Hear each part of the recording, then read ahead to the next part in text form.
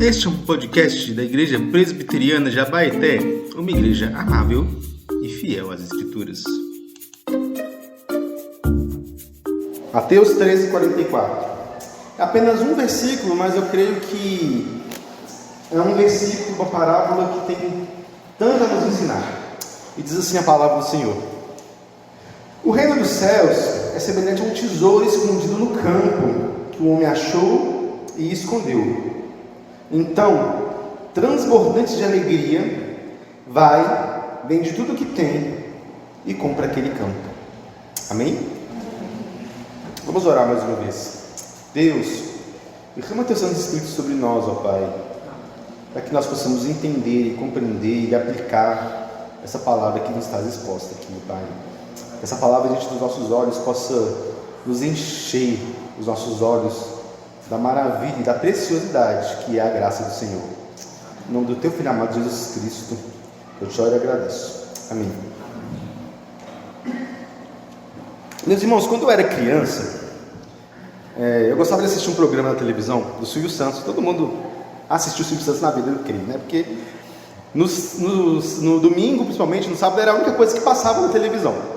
E tinha ali um programa no Silvio Santos que eu morria de rir, e eu lembro até hoje, que era uma brincadeira que ele fazia, que eu não sei exatamente como é que é o nome dessa brincadeira, mas era uma brincadeira que ele fazia que eram crianças, às vezes até adultos assim, mas eram geralmente crianças que estavam com um fone de ouvido e com os olhos tampados.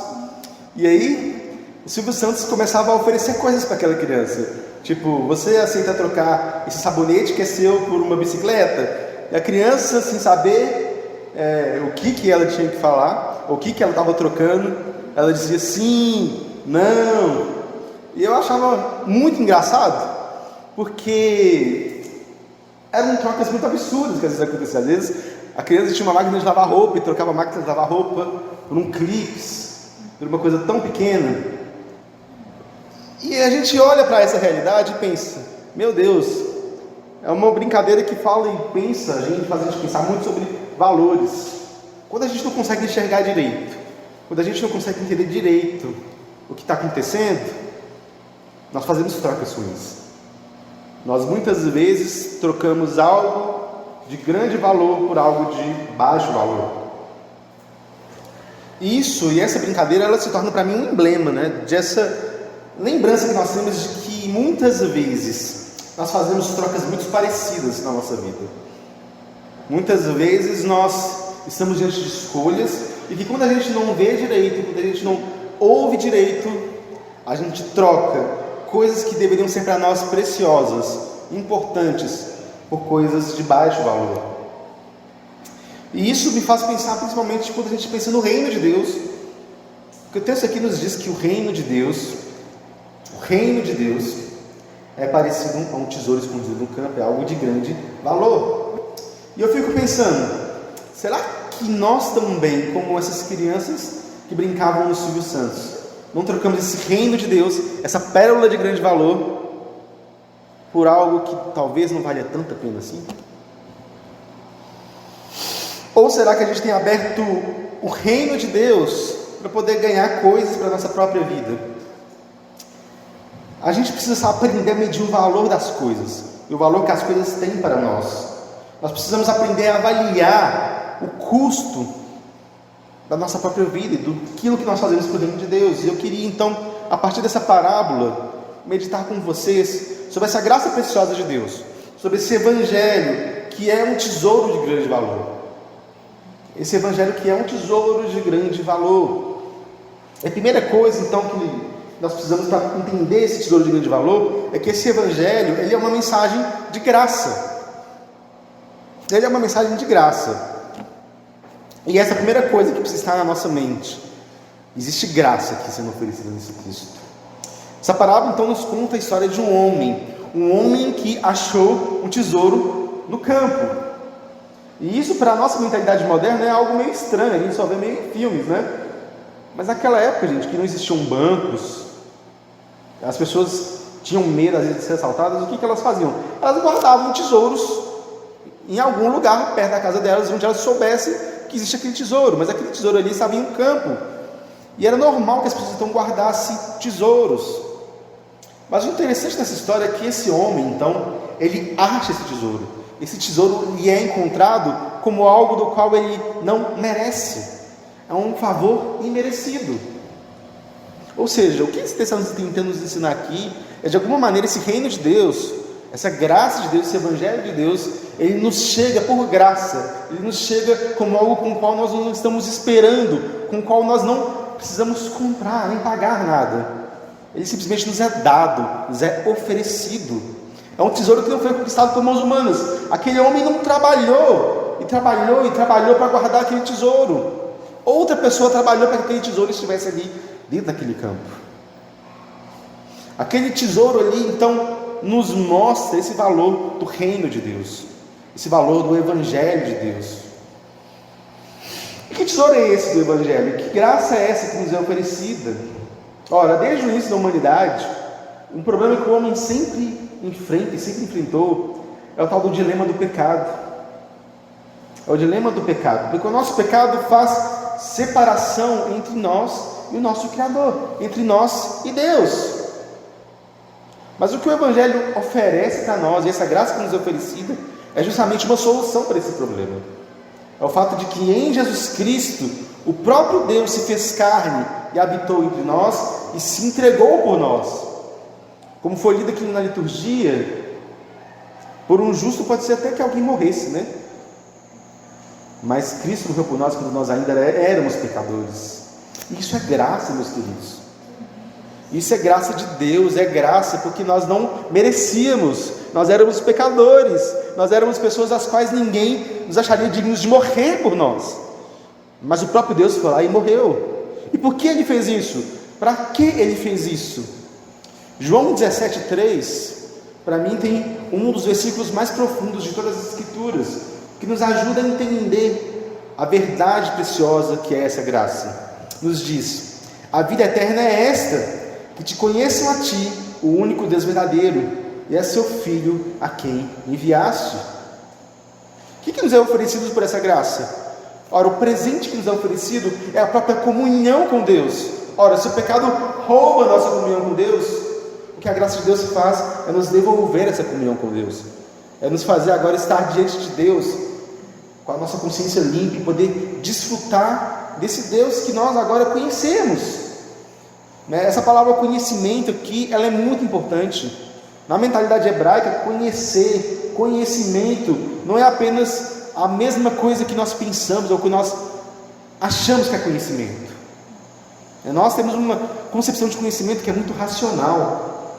Nós achamos que conhecer significa entender as coisas, significa compreender as coisas. Mas aqui, conhecimento tem a ver com uma realidade profunda de relacionamento. Nós não conhecemos a Deus, por exemplo, da mesma maneira que nós conhecemos racionalmente essa cadeira que está dentro de nós, que alguém pode pegar, levar no laboratório, fazer experiências e aí fazer várias afirmações. Essa cadeira é branca, ela é feita de um plástico chamado polipropileno, nem sei se existe esse plástico, tá, gente? E aí começa a fazer várias afirmações racionais a respeito dessa cadeira. Essa cadeira tem estabilidade tal, ela pode suportar peso tal, e aí você tem vários relacionamentos, mas não é isso. Nós não podemos pegar Deus no laboratório, analisar, testar, resumir esses conhecimentos a isso. Mas é o próprio relacionamento com Deus que nos é oferecido. Conhecer a Deus e se relacionar com Ele. Por exemplo, eu ainda não conheço muitos de vocês de maneira profunda. Conheço o nome, eu sei mais ou menos onde mora, já saí uma vez. Mas esse conhecimento, conhecer você, significa nós nos relacionarmos. Eu chegar na casa do Rafael um dia e aí começar a conversar com o Rafael, e o Rafael vai me responder, e o Rafael vai me falar a respeito daquilo que ele crê, daquilo que ele acredita, daquilo que ele gosta, daquilo que ele não gosta. E aí nesse relacionamento, dessa comunhão com o Rafael, eu posso agora dizer que eu conheço o Rafael e sigo prosseguindo conhecer o Rafael. É esse conhecimento e essa mentalidade de conhecer a Deus, de ter intimidade com Deus, que é esse grande tesouro que a graça nos oferece. Entender isso, entender que esse tesouro conhecido no campo é o conhecimento de Deus, é o conhecimento que Deus nos dá a respeito de si mesmo, do qual nós podemos nos relacionar. do qual nós podemos, como dissemos hoje de manhã, falar: Pai nosso que estás no céu.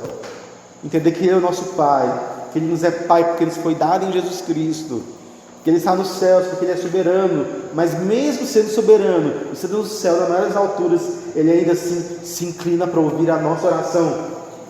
Esse é o presente que nos é dado. Isso aqui nos é oferecido pela graça de Deus.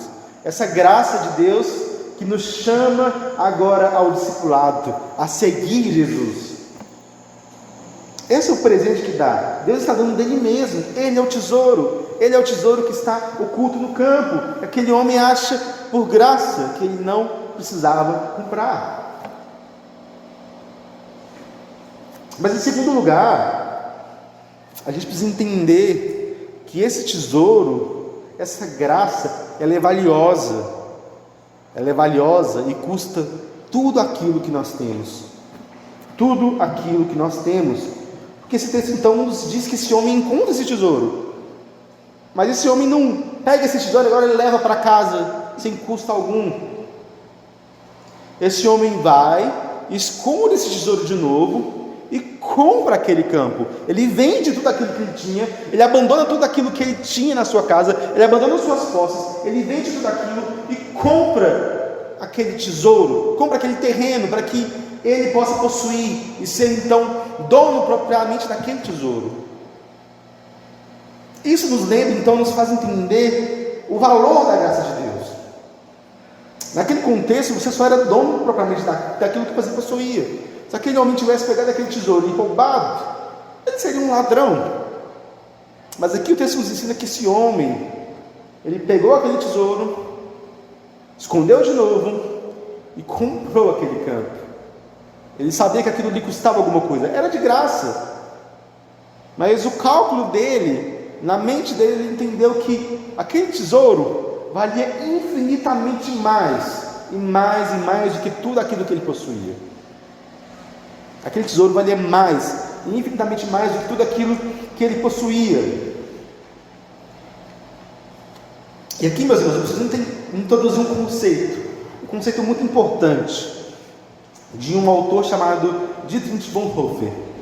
Quem que é esse Dietrich Bonhoeffer? Ele foi um alemão no início do século XX, que viveu na Alemanha nazista. Ele foi um pastor luterano, e ele foi um pastor que, enquanto toda a igreja na Alemanha, boa parte da igreja, não vou dizer toda, estava ali concordando com Hitler, com o nazismo, ele foi um dos pastores que teve a cara e a coragem de dizer que era o contrário àquilo que estava acontecendo na Alemanha. E ele inclusive morreu por conta disso. Ele deu toda a vida dele para poder dizer que a igreja não deveria se corromper. Mas ele escreveu um livrinho muito importante para nós entendermos, chamado Discipulado, em que ele fala sobre esse desafio que nós temos de seguir Jesus. E nesse livro Discipulado ele faz uma distinção que nós precisamos entender no nosso coração e que transforma toda a nossa vida. Ele faz uma distinção entre aquilo que ele chama de graça barata e graça preciosa. Ele diz: graça barata é graça que nós dispensamos a nós próprios. A graça barata é a pregação do perdão sem arrependimento, é o batismo sem disciplina comunitária, é a ceia do Senhor sem confissão dos pecados, é a absolvição sem confissão pessoal. A graça barata é a graça sem discipulado, a graça sem cruz, a graça sem Jesus Cristo, vivo e encarnado. O que Bonhoeffer está tentando explicar é o seguinte: meus irmãos, teve gente que começou a pegar a mensagem da graça, essa mensagem tão preciosa da graça do Evangelho, e começou de alguma maneira a baratear essa graça. E a gente vê muita gente hoje pregando uma graça que é barata. Quantas vezes nós ouvimos em púlpitos, em pregações, pessoas que pregam uma graça, mas a qual você não precisa se arrepender de fato, da qual Jesus te ama, e Jesus realmente nos ama, e realmente nos amou, como a gente leu aqui, mas que Jesus te ama e não exige nada de você. Você não precisa transformar a sua vida, você não precisa aprender da palavra, você não precisa seguir Jesus de fato.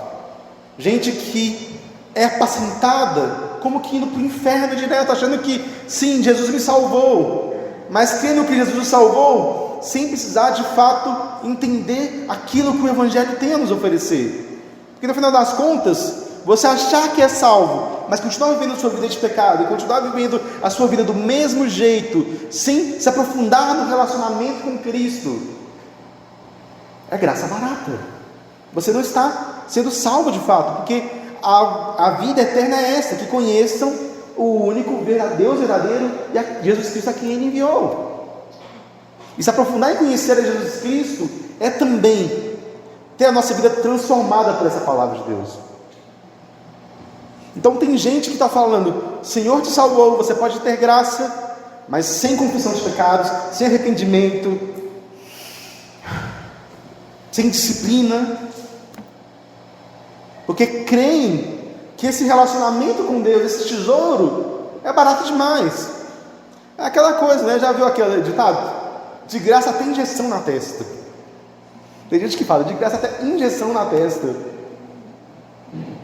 E aí a pessoa toma a injeção na testa, mas aquela injeção não faz diferença nenhuma na vida dela.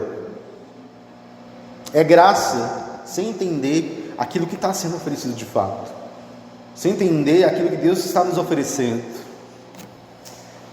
Mas a graça preciosa, diz Bonhoeffer, é o tesouro oculto do campo, por amor do qual o ser humano sai e vende com alegria tudo quanto tem. A pérola preciosa para cuja aquisição o comerciante se desfaz de todos os seus bens. O senhorio régio de Cristo, por amor do qual o ser humano arranca o olho que o faz tropeçar. O chamado de Jesus Cristo, para qual o discípulo larga as suas redes e o segue. Essa graça é preciosa, meus irmãos, porque a gente entende que ela custou algo. Ela custou algo primeiramente a Jesus Cristo. Jesus Cristo é aquele que morreu por nós quando ainda éramos pecadores. Isso precisa estar claro na nossa mente. Quando a gente pensa então na graça, que nós somos salvos pela graça, de que essa graça ela veio até nós e ela de fato é de graça, não nos custa nada. E sim, nós podemos abraçar Cristo apenas pela fé. Ao mesmo tempo, essa graça ela custa alguma coisa. O preço foi pago por Jesus Cristo, porque existia um preço a ser pago. Existia algo que nos impedia, existia um custo a ser cobrado. Pelo nosso pecado, Jesus Cristo pagou, e foi caro primeiramente para Ele. E é porque foi caro para Ele, que a gente então, ao receber essa graça, e ao ser tocado por essa graça, a gente agora entende que também precisa ser caro a nós. Não porque nós agora precisamos conquistar esse tesouro, ele já foi achado, mas para que a gente possa desfrutar desse tesouro, que a gente possa viver esse tesouro e essa vida entendendo que de fato, se Jesus Cristo nos comprou, não há nada que Ele não possa pedir de nós. Isso precisa estar claro na nossa mente. O homem foi e vendeu tudo aquilo que ele tinha com alegria. Ele não começou a chorar, falou assim: minha casinha querida que eu demorei anos para construir. Não, ele vendeu. Ele não começou a se lamuriar por aquilo que ele estava perdendo. Ele entendeu o custo, ele entendeu aquilo que ele estava ganhando. E ele foi e vendeu tudo aquilo que ele tinha, porque ele encontrou o tesouro mais precioso.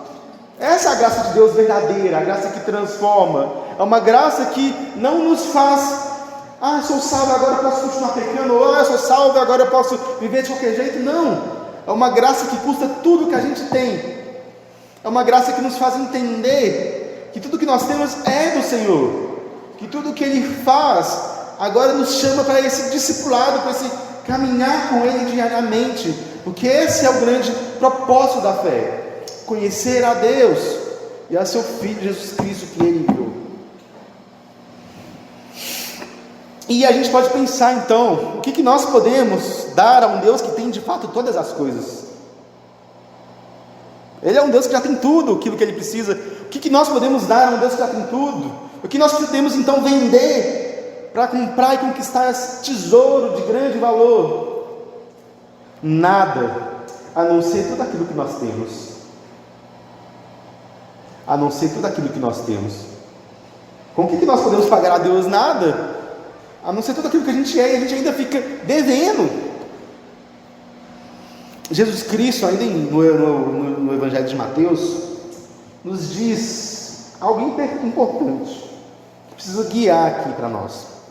Jesus disse aos seus discípulos: se alguém quer vir após mim, negue-se a si mesmo, e tome a sua cruz, e siga-me, pois quem quiser salvar a sua vida, perderá, e quem perder a sua vida por minha causa, esse a achará.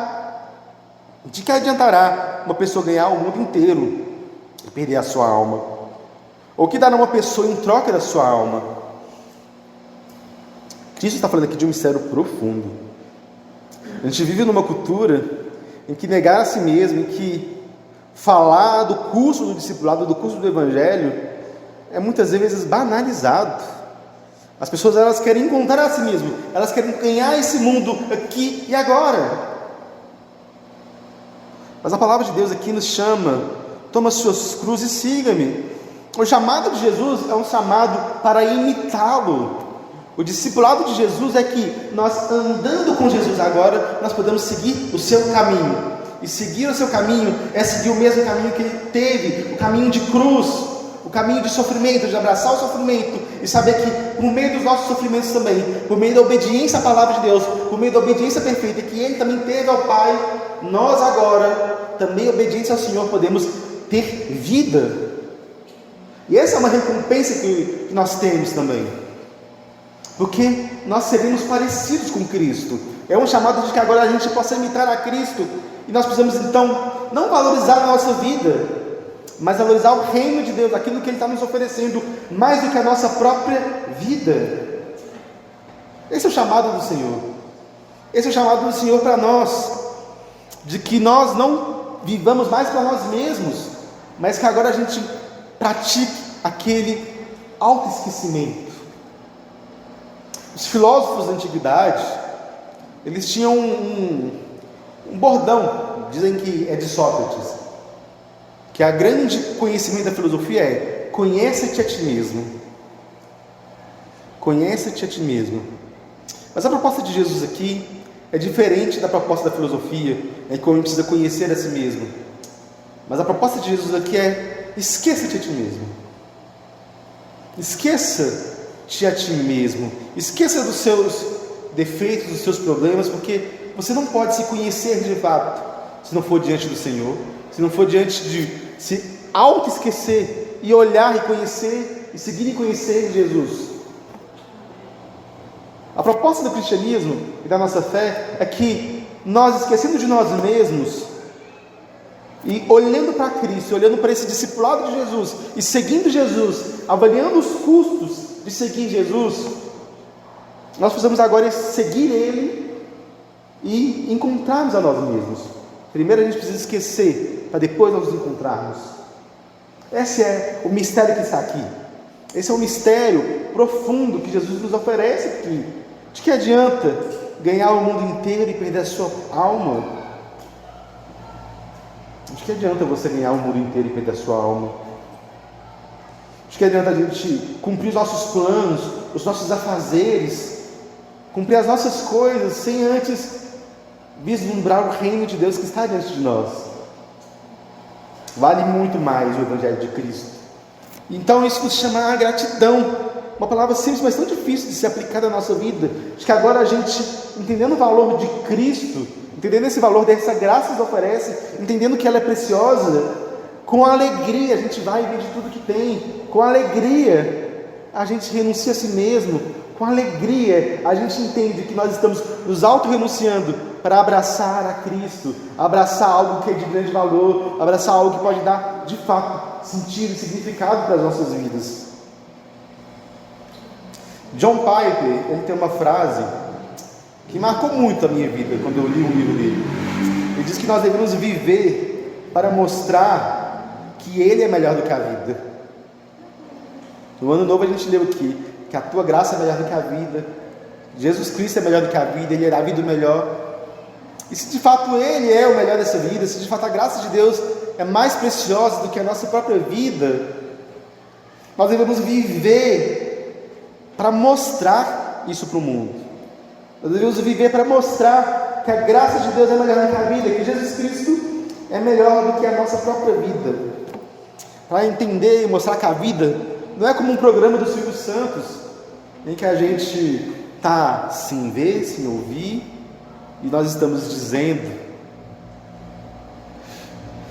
e trocando tudo aquilo por coisas que nós não vemos. Não, nós estamos fazendo uma troca sim, mas uma troca atenta, cuidadosa. Nós entendemos aquilo que está de fato acontecendo ali. Isso nos chama para andar com Ele, e Ele quer tudo de nós. Mas esse é um chamado de graça também. Então, por isso eu queria aplicar isso de algumas maneiras. Como é que a gente pode desenvolver uma vida em que isso apareça mais às pessoas? E são dicas que o próprio John Piper dá para a gente, de entender como é que a gente pode, de fato, viver a nossa vida para provar e mostrar que Ele é melhor do que a nossa própria vida. Na verdade, eu queria fazer 3 aplicações e contar uma pequena história. Primeira coisa é cultivar contentamento radical. Nós vivemos de uma cultura que é completamente descontente com as coisas. Nós somos chamados, então, a provar que Jesus Cristo é melhor do que a vida, quando, mesmo diante daquilo que a gente talvez não goste, a gente agradeça a Deus, cultive contentamento. Nós estamos felizes de ter o que nós temos, o que Deus nos deu, porque de fato Jesus Cristo nos dá, e Ele é melhor do que a vida. Essa é a nossa graça preciosa. Segunda coisa que John Piper nos diz é: cultiva uma mentalidade em tempo de guerra. Quando a pessoa vive numa guerra, ela entende que existe uma causa ali a ser digna de ser vivida até a morte. Hoje em dia, a gente vê que as pessoas elas estão dispostas a viver e a morrer por determinadas causas. Algumas mais dignas, outras menos dignas, mas a gente tem gente aí que qualquer ideologia, a pessoa já começa a seguir. A pessoa já começa a se devotar a ela e ela quer seguir aquilo ali e está disposta a viver ou morrer por aquilo. Nós devemos sim entender que nós estamos numa espécie de guerra e que não há tempo a perder e que existe uma causa para a gente viver. Cultivar essa mentalidade de tempo de guerra, a gente entender que sim, existe uma causa da qual é digna a nossa vida, da qual a gente é digno de cumprir todos os nossos esforços. É a causa de Cristo, a causa dessa graça preciosa que nos chama.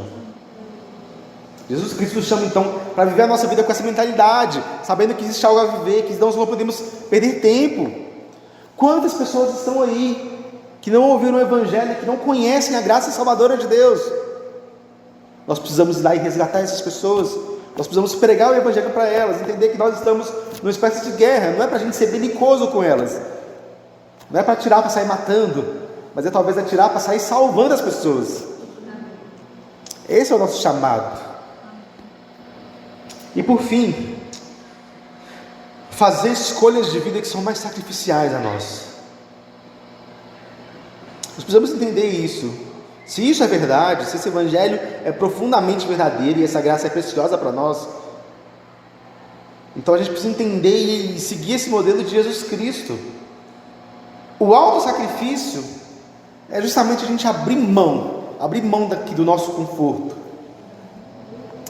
Num dia que talvez você esteja cansado, e às vezes algum irmãozinho da igreja te liga e está com algum problema, ou às vezes alguém que não é da igreja e quer desabafar, e você vencer o seu cansaço e ouvir aquele irmão e falar do Evangelho para ele.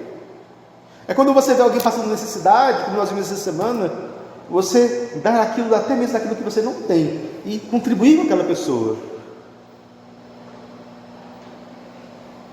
Ter um estilo de vida mais sacrificial é você negar-se a si mesmo, e você, talvez, a um custo, algo que talvez te prejudique financeiramente, você amar e mostrar amor para aquela pessoa, porque Cristo fez isso. Cristo se entregou para nós, e a gente precisa então entender então que talvez existam coisas que nos impeçam de ousar mais para Deus. O que será? Vergonha? Medo? A ideia é que a gente se livre dessas coisas, sacrifique a nós mesmos e arriscar-se, sair da nossa zona de conforto. Sair da nossa zona de conforto, a gente saber que sim, talvez esteja tão confortável aqui na minha casa, mas eu vou sair da minha zona de conforto e vou à igreja num dia de semana, ou então vou ali fazer um evangelismo. Eu vou sair da minha zona de conforto e vou pregar o Evangelho. Isso é se arriscar. Por fim, meus irmãos, conta a história da igreja que existiu um movimento ali, em parte ali da Alemanha, na verdade Barávia, que é um pouco ali no sul da Alemanha, chamado o movimento morável, o movimento dos irmãos moravianos. E foi um movimento muito impactante na história da igreja. Esses homens, eles oraram e entregaram sua vida pelo reino de Deus.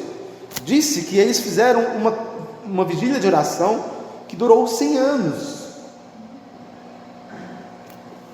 Orava e ficava ali orando, e trocava, e aí a pessoa continuava orando, e 100 anos de oração ininterrupta pelo reino de Deus e pela glória de Deus se espalhando no mundo.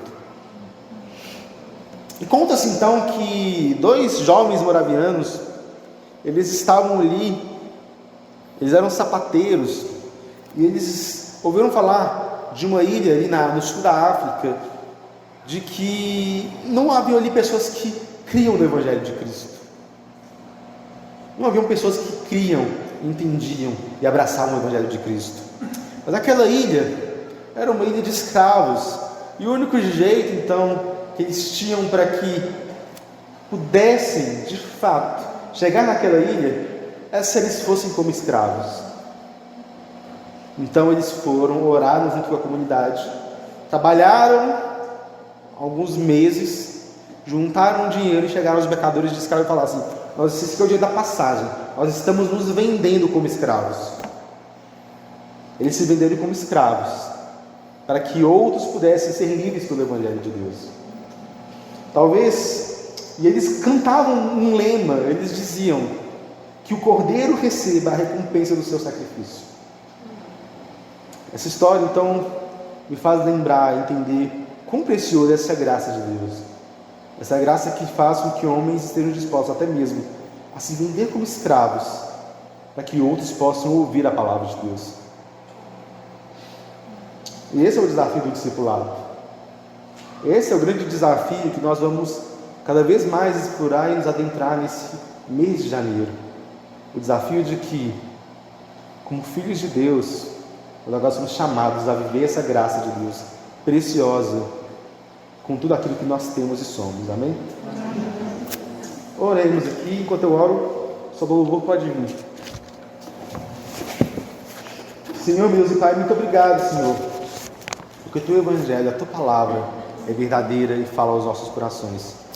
Ó Deus, que nós possamos, de fato, sermos desafiados todos os dias da nossa vida, Senhor, a cumprir o chamado do Senhor Jesus, ó Pai, a cumprir esse chamado de negar a si mesmo e já agora estar diante do Senhor, ó Pai. Ó Deus, que a Tua Palavra permaneça em nossos corações e faça morada em nós, que nós possamos nos arriscar mais pelo Teu reino, que nós possamos nos arriscar mais para entender que o Teu Evangelho, a Tua graça, ela vale mais do que a vida, ela é preciosa e ela está diante de nós, ó Pai. Ó Deus, faça com que nós possamos, com a graça do Teu Filho amado Jesus Cristo, sermos mais parecidos com Ele. Amém. Amém.